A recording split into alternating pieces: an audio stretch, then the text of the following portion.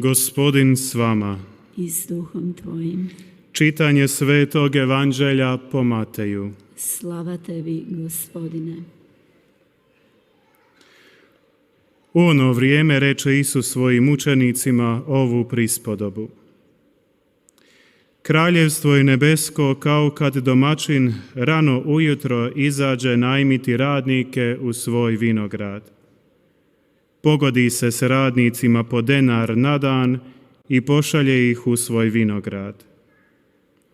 Izađe on i o 3. uri i vidje druge gdje stoje na trgu besposleni, pa i njima reče: idite i vi u moj vinograd, pošto bude pravo, dat ću vam.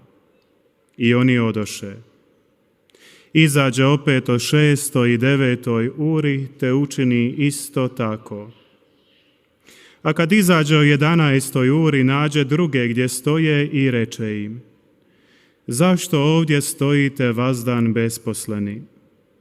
Kažu mu: jer nas nitko ne najmi. Reče im: idite i vi u vinograd. Uvečer kaže gospodar vinograda svojemu upravitelju: pozovi radnike i podaj im plaću, počevši od posljednjih pa sve do prvih. Dođu tako oni od 11. ure i prime po denar. Pa kada dođu oni prvi, pomisle da će primiti više, ali i oni prime po denar.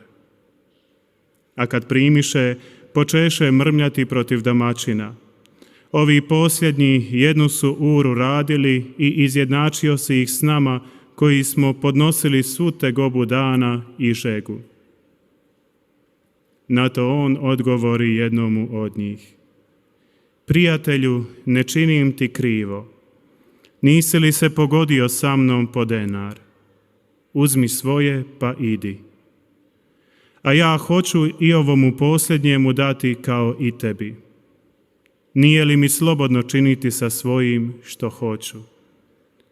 Ili zar je oko tvoje zlo što sam ja dobar? Tako će posljednji biti prvi, a prvi posljednji. Riječ Gospodnja. Slava tebi, Kriste. 지금 방금 우리가 들은 이 복음의 비유 말씀은 마지막 시간의 일꾼들이라는 제목입니다. 우리 모두가 너무나도 잘 알고 있는 비유 말씀입니다.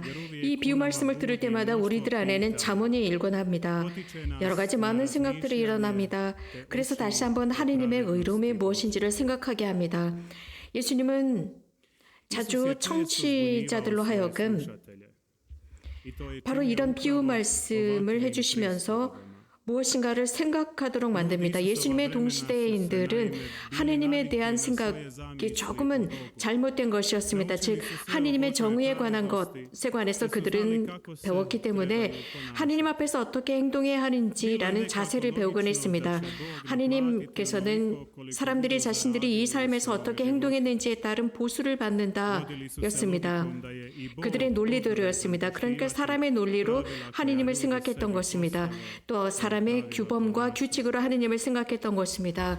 그러나 예수님께서는 이 복음의 비유 말씀을 통해서 하느님께서는 사람이 아니라는 것, 하느님의 생각과 하느님의 규범은 우리들의 모든 생각과 법을 넘어선다는 것, 하느님의 길은 우리들의 길, 그 이상의 우리가 상상할 수 없는 방법과 길을 가지고 계신다는 것을 들려주셨습니다. 이 복음의 비유 말씀 속에서 일꾼들이 똑같은 주인이 여러 일꾼들을 부릅니다. 그래서 같은 포도원에서 일하도록 불렀습니다. 어떤 사람들은 동력이 트자마자 아침부터 일하기 시작했고 어떤 사람들은 조금 늦게 오게 됩니다. 즉 주인이 필요시마다 그 시간대마다 다르게 일꾼들을 불렀습니다. 또 마지막에 온 일꾼은 일을 아주 조금밖에 하지 않았겠죠. 당연합니다. 그렇기 때문에 이 노동자들, 일꾼들은 자신들에게 맞는 그 시간에 많은 일들을 했습니다. 열심히 마음을 담아서 일을 했습니다. 하지만 주인은 이러한 일꾼들을 부르기 전에 먼저 계약을 합니다. 하나의 돈 하나를 주겠다. 1데나리온이다라고 했습니다. 그래서 아침에 일을 하든 1시간 일을 하든 똑같이 그 하루의 일당은 1데나리온이다라고 분명히 말씀을 하시게 됩니다. A Isus kad priča ovakve prispodobe, 오늘 예수님께서는 이 비유 말씀을 하시면서 거기에 등장하는 주인은 바로 하느님이라는 것을 암묵적으로 보여줍니다. 자, 여기에 논리적인 것이 등장합니다. 이런 식으로 하느님께서 계산을 할 때 하느님은 비논리적이다라고 생각하는 것입니다. 즉, 아침 일찍부터 하루 종일 일한 사람과 1시간밖에 일하지 않은 사람의 보수가 어떻게 똑같을 수 있느냐. 이것은 하느님께서 의롭지 못한 판단을 하신 것이다 라고 투덜거릴 수 있습니다. 그러나 하느님께서는 분명하게 아침에 온 사람이나 늦게 온 사람이나 똑같이 당신께서 주시는 보수는 같은 보수라고 했습니다. 그렇기 때문에 하루 왼종일 일한 사람이건 1시간밖에 일하지 않은 사람이건 어떤 누구에게도 피해를 입히지 않았습니다. 왜냐하면 같은 계약을 하셨기 때문입니다. 누구에게도 피해를 입히지 않았습니다. dnevnicu, kao da 하루 왼종일 일한 것처럼 1시간밖에 일하지 않은 사람에게도 같은 보수를 Isus tako 쳐주셨습니다. 예수님께서는 이 비유 말씀을 통해서 사람의 마음이 무엇인지를 아주 지혜롭게 말씀해 주십니다. 즉 인간의 마음, 시기와 질투에 가득 찬 마음, 그 마음을 저주의 눈이라고 표현을 할 수 있습니다. 즉 나는 착한 사람인데 너는 나쁜 사람이야 라고 하면서 악을 가지고 째려보는 것입니다. 자, 여기에서 중요한 것은 보수, na prvom je mjestu ipak 보수 문제였습니다. 즉 하느님의 은총과 하느님의 의로움, 하느님의 사랑, 그 놀라우신 사랑이 어떻게 우리들에게 똑같이 배분될 수 있느냐, 바로 이 문제가 등장하는 것입니다. 이러한 하느님의 행동은 우리들 인간이 지니고 있는 모든 정의와 모든 규칙을 넘어서고 있습니다. 그래서 우리들은 이것을 상상할 수가 없습니다. 즉 하느님의 정의를 어떻게 상상할 수 있겠습니까? 하느님의 말씀과 사랑을 우리가 자로 잴 수가 없습니다. 하느님의 그 정당성과 사랑과 은총, 이 모든 것들은 우리들의 인간의 말로는 표현하거나 우리들이 기술할 수 없고 우리들의 생각으로 상상할 수도 없는 것입니다. 하느님은 하느님 자체로 남아 계시기 때문입니다. 항상 우리를 초월하시는 분이시기 때문입니다. koliko god mislimo da smo mu se približili, 우리가 얼마나 하느님께 다가갔는지 그것이 문제가 아닙니다. 정말 중요한 것은 우리는 하느님의 그 절대적인 그 크심 앞에서 굉장히 작은 인간, 피조물이라는 것입니다. 형제자매 여러분, 이 비유 속에서 사람들은 똑같이 보수를 받았다고 해서 투덜거리는 일꾼들을 생각해 봅시다. 하느님은 주인이십니다. 똑같은 보수를 주십니다. 그날 하루의 일당을 똑같이 나누어 주시는 분이신데 똑같은 일당을 받고 똑같은 계약을 했었던 사람들이 오히려 투덜거리는 것입니다. 영원한 삶을 우리들에게 약속해 주신 하느님, 예수님께서는 이렇게 하느님께서 모든 사람들을 똑같이 보살피시고 똑같은 보수를 주신다는 것을 말씀해 주고 계십니다. 우리들의 어떤 인간적인 스케마를 벗어나는 말씀을 해주고 계십니다. 그래서 하느님의 그 높으심을 다시 한번 보라고 초대하고 있습니다. 하느님의 그 의로움과 하느님의 그 생각을 배우고 하느님의 길을 배우도록 초대하시는 비유입니다. 그래서 하느님의 생각을 통해서 우리들의 삶을 살아가라고 초대하고 계십니다. 우리는 이런 말을 할 수가 있습니다. 누군가 영원한 삶을 얻었다고 해서 우리가 그것을 질투해야겠습니까? 그렇다면 우리는 지금까지 들은 예수님의 말씀을 제대로 배우거나 듣지 못한 것입니다. 거기에 관해서 투덜거리거나 수군대거나 그를 비난하겠습니까? 혹은 누군가가 나보다 더 많은 것을 가지고 있고 누군가가 구원을 받았습니다. 그렇다고 내가 시기하고 질투해야 하겠습니까? 하느님의 좋으심, 선하심 때문에 많은 사람들이 구원받고 좋은 길로 들어갑니다. 하지만 형제자매 여러분, 우리 한번 상상해 봅시다. 이 포도원에서의 일, 우리들의 이 인상 안에서의 일, 우리들이 하고 있는 모든 일들을 생각해 봅시다.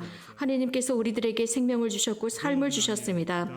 하느님께서 우리들의 삶으로 부르셨습니다. 누군가는 인생 안에서 더 많은 일을 하고 혹은 누군가는 적게 일을 합니다. 혹은 누군가는 큰 문제를 지니고 있고 누군가는 문제가 그리 많지 않습니다. 여러 다양한 삶을 살아가고 있습니다. 각자의 삶, 자신의 유일성, 단일성 속에서 각자의 것을 하면서 살아가고 있습니다. 그렇기 때문에 어떤 누구도 자신의 것으로부터 도망치거나 회피할 수가 없습니다. 하느님께서는 이런 식으로 각자에게 맞는 삶을 주셨고 당신의 포도원에서 각자에게 맞는 일을 하도록 부르셨습니다. 그렇기 때문에 우리는 팔짱을 끼고 기다리는 사람들이 아니라 일을 하도록 소명을 받은 것입니다. 그렇다면 우리는 어떻습니까? 나 자신은 어떻습니까? 내가 혹시 누군가가 나보다 더 많이 가졌다고 해서 투덜거립니까? 혹은 누군가가 고통당하지 않는다고 해서 기분 나빠하고 있는 것은 아닙니까? 누군가가 수술을 받지 않고 건강하다고 해서 내가 시기하고 있습니까? 혹은 나는 열심히 일하고 있는데 누구는 일하지 않아도 더 부유하고 더 많은 돈을 가지고 있다고 저주의 눈길을 줍니까? 형제자매 여러분, 우리 하느님 앞에서 투덜거리지 맙시다. 시기하는 눈길을 보내지 맙시다. 하느님께서 우리들에게 원하시는 것은 무엇일까요? 이 비유를 통해서 예수님께서 무엇을 가르치고 계시는 걸까요? 모든 사람은 삶에서 똑같은 안락함을 지니는 것이 아니고 똑같은 일을 하는 것이 아니라는 것입니다. 누군가는 더 힘든 일, 더 견디기 어려운 일, 누군가는 더 고통을 받고 누군가에게는 더 쉽고 더 가뿐한 일을 합니다. 자, 예수님께서 이 비유를 통해서 우리들에게 가르치고자 하시는 바는 우리들의 삶을 있는 그대로 수락하라는 것입니다. 하느님의 그 관대함의 표현으로서 이 삶을 받아들이는 것입니다. 내가 삶에 무엇이 있던 수락하는 것입니다. 왜냐하면 내 삶 자체는 하나님께서 나에게 주신 선물이기 때문입니다. 내가 그것을 수락할 때 비로소 하나님께서는 나에게 보상해 주십니다. 많은 사람들은 그렇게 할 때야 비로소 위로를 얻습니다. 자신들의 인생을 수락했을 때야 비로소 자신의 인생 안에서 일어나는 모든 사건들을 수락할 때, 특히 사랑으로 인정할 때 하느님의 보상을 받습니다. 하느님의 그 은총은 우리들의 인간의 논리대로 움직여지지 않습니다. 하느님의 논리대로 움직이는 것입니다. 몇몇 사람들은 인생이 힘들고 고통스럽다고 합니다. 그런 상황 속에서 하느님의 사랑과 선하심을 그들은 또 깨달았다고도 증언하고 있습니다. 형제자매 여러분, 하느님께서 여러분들에게 생명과 삶을 주셨습니다. 당신의 포도원에서 일하도록 소명하셨습니다. 그래서 누군가는 더 많이 일했고 누군가는 적게 일했는데 저 늦게 온 사람이 나와 똑같은 보수를 받는다라고 하면서 투덜거리거나 질투하지 마십시오. 그저 여러분들이 받으신 그 삶 자체를 인정하시고 여러분들의 고통을 인정하시고 수락하시고 여러분들의 질병을 수락하십시오. 여러분들이 그 삶의 어려운 상황을 수락하십시오. 그래야만 그날의 보수, 이 인생의 보수를 받을 수 있습니다. 그래야만 영원한 삶으로 들어가는 그 하나의 데나리온을 받을 수 있습니다. 이 삶의 마지막 순간에 하느님께서 우리들 각자에게 영원한 삶이라는 돈, 영원한 삶이라는 데나리온 보수를 주실 것입니다. 형제자매 여러분, 하느님께서는 우리 모두를 부르셨습니다. 지금도 계속 하느님께서는 부르고 계십니다. 중요한 것은 우리가 그분에게 응답하는 것입니다. 그분의 포도원에서 일을 할지 여부는 우리들의 응답에 달려 있습니다. 즉 우리들의 인생 안에서의 대답 여부에 달려 있습니다. 하느님의 은총은 항상 그곳에 있습니다. 하느님의 부르심은 늘 현실적입니다. 우리가 해야 할 유일한 질문은 나는 어떤가? 우리는 어떤 상태인가? 라는 질문입니다.